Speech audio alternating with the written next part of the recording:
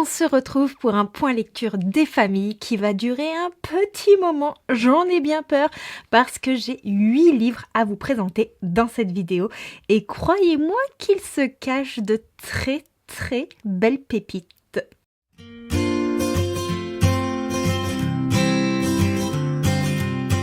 Hello mes petits érudits, bienvenue dans ma citadelle, c'est Johanna. Je suis ravie de vous retrouver aujourd'hui pour un point lecture. Un point lecture qui sera un poil plus long que d'habitude parce que j'ai fait une petite pause au mois de novembre d'une semaine dans les vidéos YouTube. Je ne sais même pas si vous en êtes aperçu, mais du coup, la semaine où j'ai fait une pause, je devais vous publier un point lecture, chose que je n'ai pas faite du coup. Donc vous avez la fin de mon point lecture du mois d'octobre avec le début de mon point lecture du mois de novembre qui va se regrouper dans cette vidéo. Et il y aura un autre point lecture courant décembre où je vous parlerai des 8 autres lectures de mon mois de novembre. Et j'espère que je vais vous permettre de découvrir de très chouettes livres, même s'il se peut que quelques déceptions se glissent dedans. Pour commencer avec de très bonnes vibes, je vais vous parler d'un automne pour te pardonner, le premier tome des 4 saisons de Morgane Moncomble. C'est quoi ça? Et c'est une autrice que je ne présente plus sur la chaîne. Vous savez que j'aime énormément cette autrice de romance. Ses écrits me transportent, m'enchantent. Morgane Moncomble a une plume sans pareil. C'est une autrice française avec une plume de qualité qui nous embarque ici dans une romance Dark Academia avec une enquête bien prédominante. On va y suivre Camélia, une jeune femme qui est avocate en devenir. Elle est en train de faire ses études à la fac et en parallèle, elle travaille pour un cabinet d'avocats. Mais c'est là que il va y avoir Rory, qui est un ancien harceleur. La jeune femme a été victime des actes de ce jeune homme qui a été victime d'un meurtre. Lou, le meilleur ami de son jeune homme, qui a également participé au harcèlement, a été accusé de ce meurtre. Celui-ci va demander à ce que Camélia soit sur l'affaire de sa défense. Sauf que pour Camélia, c'est pas évident parce que ça l'oblige à faire face à ce qu'elle a vécu dans le passé. C'est assez atroce quand on y pense, de devoir revivre des choses qui nous ont affectés.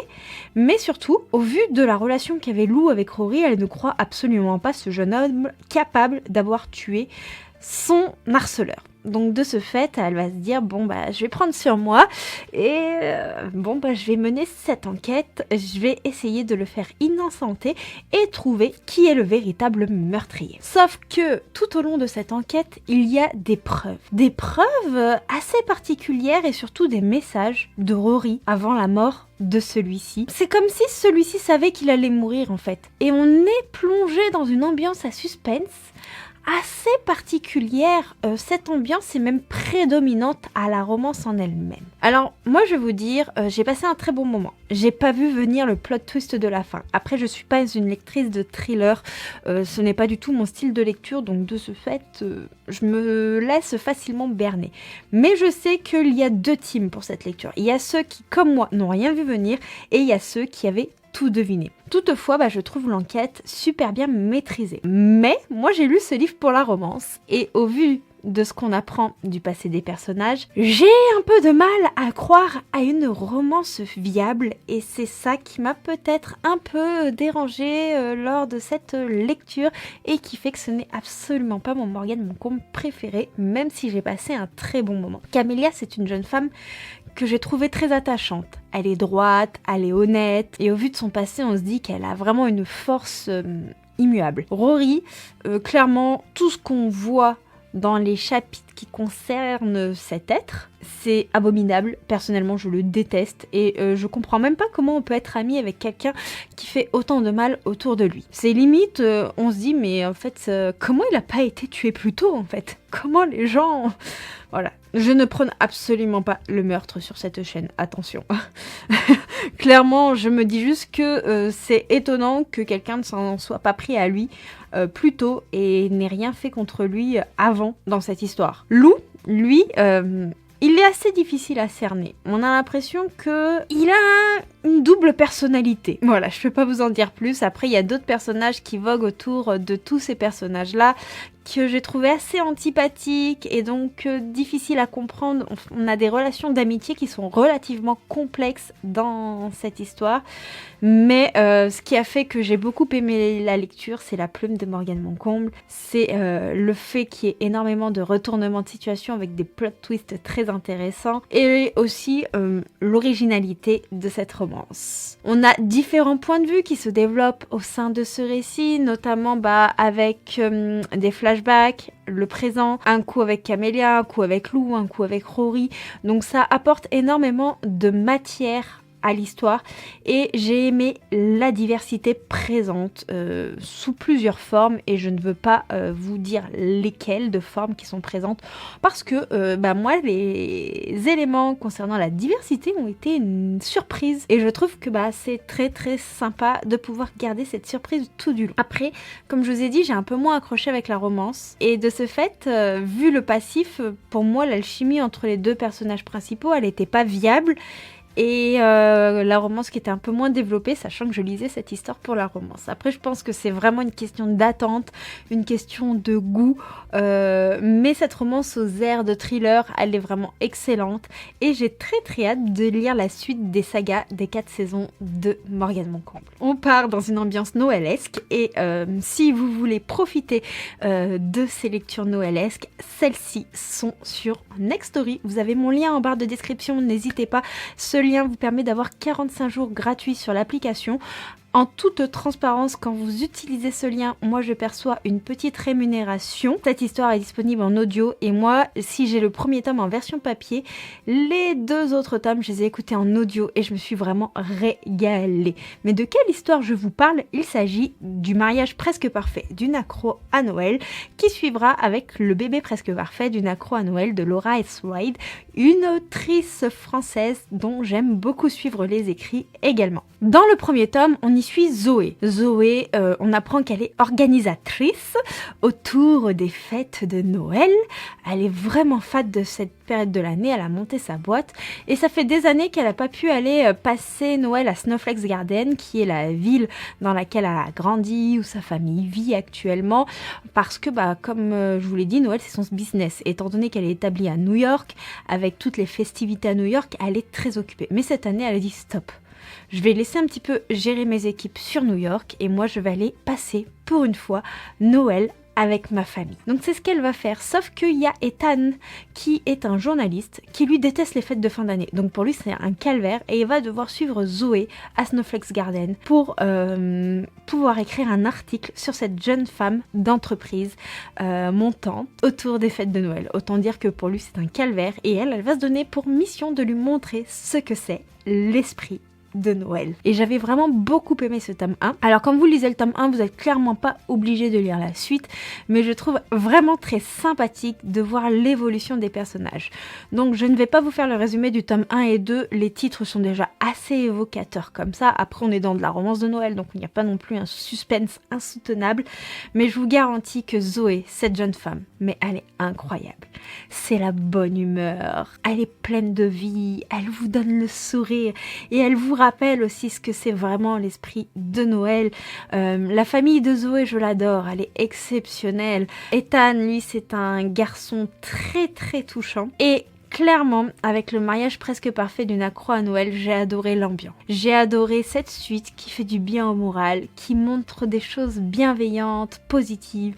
On a une plume qui est hyper addictive. On a des personnages qu'on adore retrouver, qu'on adore voir évoluer. On découvre aussi d'autres personnages qui n'étaient pas dans le tome 1 en lien avec la famille de notre protagoniste masculin. Et je dois dire que c'est de sacrés personnages. On a un petit côté vraiment réconfortant dans cette saga. Et voir la suite de l'histoire d'amour après la rencontre, c'est vraiment sympathique. Toutefois, cette saga contient de nombreuses gourmandises. Et croyez-moi que si vous êtes très gourmand comme moi, vous allez être très frustré de ne pas pouvoir goûter ces très très nombreuses pâtisseries de Noël et petits plats. Enfin bref, j'ai adoré le mariage presque parfait d'une accro à Noël. Et donc de ce fait, j'ai enchaîné avec le bébé plus que parfait d'une accro à Noël. Et ce tome, bien qu'encore un petit peu plus court que le premier, a été incroyable parce qu'il parle de choses qui ne sont pas forcément faciles mais qui sont également très réelles. Déjà dans ce tome, Zoé, elle m'a fait de la peine. Elle m'a fait de la peine parce que elle est face à un dilemme. Et ce dilemme fait que je pense que beaucoup de femmes dans sa situation peuvent le ressentir. J'avais envie de la secouer par moments, mais je la comprenais aussi. Ethan, il a été parfait. Et j'ai encore une fois de plus adoré Rosalie, la sœur de notre héroïne. Les points positifs de ce dernier tome, c'est qu'on passe Noël à New York. Donc on a vraiment cette atmosphère new-yorkaise. On voit vraiment Zoé en plein travail dans son boulot d'organisatrice de fête de Noël. Mais aussi, il y a un réel réalisme entre le dilemme de Zoé qui est là entre sa vie personnelle et sa vie professionnelle. Elle est chef d'entreprise. Noël, c'est la période où elle est le plus au taquet. Elle a un contrat vraiment exceptionnel à gérer et elle a sa grossesse à gérer également. Et c'est très très compliqué pour elle. Et ces thématiques tout au long, avec les dilemmes de notre héroïne, elle parle. Je pense qu'elles vont parler surtout à beaucoup de femmes qui ont vécu ça. Et j'ai aussi adoré suivre, encore une fois, l'évolution du couple Zoé et Ethan. Pour moi, vraiment, les 3 tomes de cette saga, ce sont des bonbons. De vraies petites gourmandises qui vous mettent le smile. Et donc, je peux que vous conseiller de lire cette petite trilogie réconfortante qui vous mettra dans l'ambiance des fêtes de fin d'année. On passe à la suite d'un webcomics, donc il s'agit de Tender Heart de Aloha et Joe Harry, un petit webtoon publié chez K-Books qui est extraordinaire. Je vous ai déjà parlé des premiers tomes et ce tome 5 a été incroyable. On a une intrigue de plus en plus prenante, des personnages ultra attachants, un graphisme incroyable. Qu'est-ce que je peux vous montrer comme planche sans vous spoiler avec ce tome 5 ? Pas grand chose en fait. Clairement pas grand chose.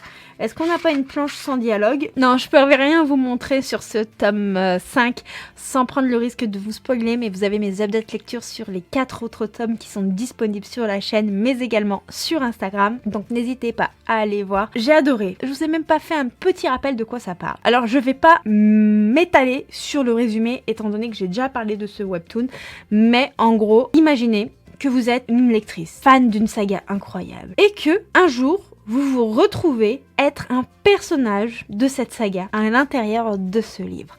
Et ce personnage est loin d'être le principal, mais va prendre une importance qui va modifier toute l'histoire du roman. C'est le cas de Evelina, notre héroïne, qui va aller sauver Leandro, un garçon atteint d'une malédiction. Voilà, je peux pas vous en dire plus. Sans vous spoiler, mais c'était extraordinaire. J'avais adoré le tome 1, j'ai enchaîné avec le tome 2 que j'ai adoré et ainsi de suite. Ça monte crescendo. Et ce que j'adore dans cette saga, c'est que on a un petit côté historique, mais on a un léger côté fantastique qui vous tient en haleine et plus on avance, plus on gagne en profondeur dans les personnages. On a énormément d'émotions à travers l'amour, l'humour, les craintes qui sont mises en avant. On a des vrais dilemmes et on a une intrigue sociopolitique qui prend une place de plus en plus importante, chose que j'aime énormément dans mes univers de lecture. J'ai adoré également découvrir plus en profondeur tout ce qui va toucher au palais impérial et la tournure que peuvent prendre les différentes relations entre les personnages. Après, j'ai moins aimé certaines réactions du duc qui sont parfois un petit peu exaspérantes, mais en soi ça ne m'a pas choquée parce que c'est en adéquation avec notre héros et donc c'est encore une fois un tome qui se dévore et j'ai trop hâte que la suite sorte. Clairement, cette romance, vous avez dû en entendre parler en long, en large et en travers en tant que phénomène TikTok. Et je vous avoue que j'étais assez dubitative, mais j'ai vu qu'elle était disponible sur l'application Nextory. Encore une fois, si c'est un titre qui vous intéresse, n'hésitez pas à utiliser mon lien de 45 jours gratuit. Donc je me suis dit, écoute, elle est disponible sur Nextory, je vais en profiter pour découvrir ce bouquin, comme ça je ne prends pas trop de risques, je ne dépense pas mon argent et j'ai passé un bon moment, même si Twisted Love de Hannah Wang, c'est une romance vue et revue avec énormément de clichés. On va y suivre Ava, une jeune femme qui qui est touchante et qui a toujours eu un petit crush pour le meilleur ami de son frère. Celui-ci a un cœur de glace. Clairement, il voit Ava encore comme une petite fille, il la voit pas vraiment comme une femme. Et quand son frère, à notre héroïne, va demander à son meilleur ami de veiller sur la jeune femme parce que lui doit s'absenter pour ses études, ça fait un petit peu chier Alex, mais il se dit ouais bon, j'ai promis à mon meilleur pote de prendre soin de sa sœur et je vais prendre mon rôle très au sérieux. Donc il va emménager dans l'appartement de son frère qui se trouve à côté de celui de sa sœur. Il va surveiller la jeune femme, mais de manière très surveillante. Ça ne veut pas dire grand-chose, mais je pense que vous m'avez comprise.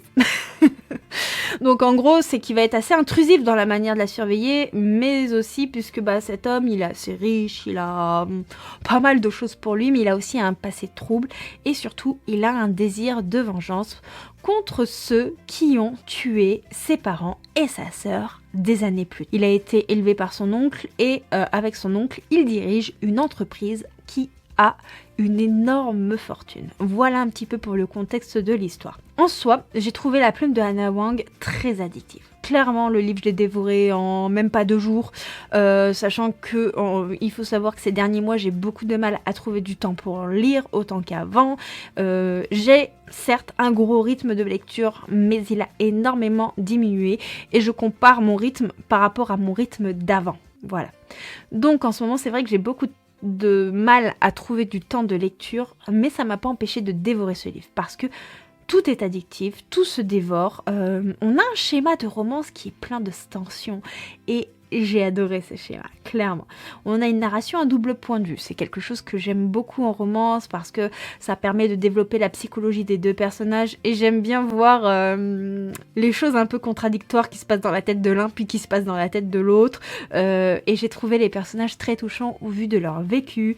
J'ai adoré l'intrigue avec l'enquête d'Alex qui se trouve derrière la romance. J'ai bien aimé le côté spicy aussi.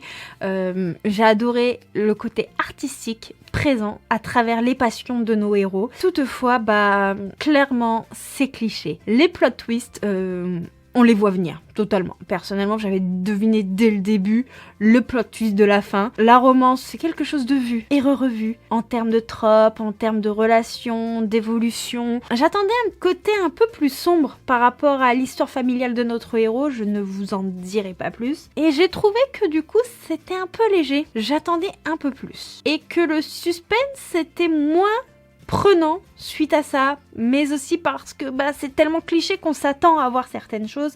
Mais ça, c'est aussi quelque chose qui, je pense, est dû au fait que j'ai lu beaucoup de romances de ce style-là, et donc ce n'était pas forcément innovateur. Toutefois, ça se dévore, et j'ai quand même mis un 4 sur 5 dans mon reading journal à ce livre, donc ça reste une bonne lecture, malgré les petits éléments négatifs. Donc voilà. Je pense que je lirai la suite sur Next Story, c'est pas une saga que j'achèterai, je ressens pas le besoin de l'avoir en papier, mais étant donné que j'ai lu le tome 1 sur l'application et que le tome 2 est disponible également, je lirai la suite avec plaisir de cette façon-là. Vous le savez, je suis accro à tout ce qui est webcomics et c'est pour ça que je lis tous les jours mes petites séries avec les épisodes qui sortent sur Webtoon. Et donc je me suis dit, quand je suis dans une saga qui est très avancée ou terminée, c'est sympa de vous en parler quand même sur YouTube. Et donc j'ai lu The Runway de Hirashu Norgdu. Je suis absolument pas sûre de mes prononciations. Excusez-moi, nous avons beaucoup d'auteurs et illustrateurs coréens dans tout ce qui est webtoon. Et donc, de ce fait, la prononciation est un peu écorchée de mon côté. Là, on est sur une série terminée et je crois que cette série existe également en format papier pour ceux que ça intéresse. Elle est en je ne sais combien de tomes par contre. Étant donné que moi je l'ai lu la série complète sur l'application, je ne pourrais pas vous renseigner sur ça. Mais imaginez, vous travaillez dans une entreprise et votre nouveau patron, c'est un homme avec qui vous avez passé une nuit à Paris. Sauf que vous vous attendez pas à ce que cet homme soit votre nouvel éditeur en chef et qu'en plus il soit imbuvable. Voilà, un petit peu pour le trope. Personnellement, j'ai trouvé ça très très sympa, très drôle, très addictif. C'est un webtoon qui est rempli de belles valeurs familiales. Je ne vous donne pas le contexte de ces valeurs familiales. Je n'ai pas envie de vous donner trop de détails parce que personnellement, tous ces petits détails qui font le charme du webtoon, j'aime les découvrir au cours de ma lecture et aussi me poser des questions au cours de ma lecture. Vous savez, quand vous lisez un épisode par épisode, plutôt un épisode, vous avez envie d'enchaîner avec l'autre, justement parce qu'il y a ces petits détails-là qui viennent vous titiller, qui sont exceptionnels. Et The Runaway, c'est un webtoon que j'ai vraiment adoré, justement pour toutes ces choses qui touchent à la famille. Mais on a aussi tout ce qui touche à la romance boss-employé, au deuil, on a des sujets très très forts, on a aussi des petites choses qui vont toucher à la parentalité, enfin bref, c'était vraiment exceptionnel et toutes ces thématiques, elles parlent au lecteur, clairement. J'ai adoré ce webtoon justement et c'est aussi pour ça que je ne vais pas vous donner les détails parce qu'il est rempli de situations cocasses. Et qu'est-ce que j'aime ça dans mes lectures, ça me fait tellement rire tous ces petits quiproquos, je vais y arriver, quiproquos tout au long de l'histoire. Personnellement, je me suis régalée. La romance, elle est mignonne, clairement. Les scènes, elles sont pépites, touchantes. Il y a des petites choses que j'ai pas trop aimées non plus. Dans le sens où je trouve qu'on a une fin un petit peu trop rapide. J'en aurais voulu un petit peu plus avec ces personnages, mais ça c'est parce que je me suis attachée à eux et forcément dès que je suis dans une saga et que je m'attache trop aux personnages, j'ai pas envie de les quitter, n'est-ce pas? Désolée, c'était un petit clin d'œil. Il faut toujours que je continue ma propagande. Et forcément, et j'ai aussi trouvé qu'il y avait un petit suspense au sein de cette histoire qui pour moi n'était pas forcément utile au récit. Mais voilà, c'est vraiment un truc qui est assez personnel et un peu moins fan du graphisme aussi au niveau des visages que j'ai trouvé un petit peu trop angulés. Mais voilà, malgré tout, j'ai quand même succombé à ce webtoon et je ne peux que vous le conseiller. Je vais vous parler du premier tome d'une saga de Nikipo Prekoto, La Forge d'Os, qui m'a été offert par une personne de la communauté. Encore merci à toi Laurine. J'ai mis ton petit mot juste ici pour le garder en souvenir, ça m'a énormément touchée. En plus, Nikipo Preto, c'est l'autrice de la saga L'Envol du Phénix, Sœur de Sang. Et j'ai tellement aimé cette trilogie-là que j'avais très très envie de lire sa nouvelle saga. Alors ici, on est dans une lecture totalement faite pour l'automne. On va y suivre Vren, une jeune femme qui descend d'une longue lignée de Valkyres. Les Valkyres, ce sont des guerriers qui ont des pouvoirs magiques qui sont censés aider à se débarrasser des fantômes. Pour moi, cette histoire, on peut la résumer en mode Vren, c'est Jon Snow au féminin. C'est-à-dire que elle est une enfant illégitime qui va être envoyée suite à une épreuve au mur. Dans ce mur, elle va devoir surveiller que tout se passe bien afin de pouvoir sauver le peuple de ce qu'on peut appeler les morts vivants, quoi, les marcheurs blancs. Pour moi, en fait, ce début d'histoire, c'est totalement ça. J'ai vraiment cru que Vren, c'était Jon. Voilà. Et j'ai passé un très bon moment avec ce petit clin d'œil, mais l'histoire ne s'arrête pas là. Parce que notre héroïne va tisser une amitié avec Léopold, un prince. Soi-disant, je l'adore. Et ce prince va mystérieusement disparaître et c'est là qu'elle va rencontrer Julian qui est un ennemi.